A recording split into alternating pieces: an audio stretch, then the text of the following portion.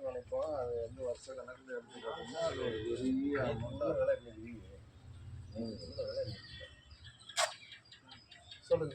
சாதாரணமாக இப்போ உள்ள இதுக்கும் ஒரு 5 வருஷத்துக்கு முன்னாடியும் பார்த்தீங்கன்னா எக்ஸஸாக நம்ம எவ்வளோ வந்து பணம் செலவாகிருக்கு, நமக்கு எவ்வளோ நஷ்டம் அப்படின்னு பார்த்தா பாலில் மட்டும் 14,600 நமக்கு காசு ஆகுது.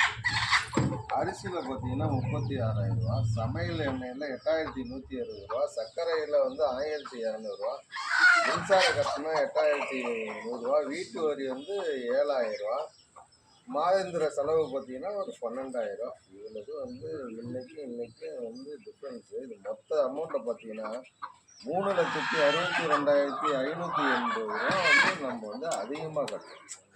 திமுக வந்ததுனால நமக்கு இவ்வளவு நஷ்டம். இருந்த ஆட்சிக்கும் இப்பைக்கும் உங்கள் குடும்பத்துக்கு மட்டும் 3,62,580 நஷ்டம் அதிகமாக நம்ம வந்து சொல்றது நமக்கு வந்து லாஸ். இது ரெட்டலைக்கு ஓட்டு போட்டுருங்க, மறந்துடாது. ஃப்ரீயாக இருக்கும் போது பாருங்கள் நம்ம எவ்வளோதான் செலவு பண்ணியிருக்கோன்னு, அப்போ தான் தெரியும்.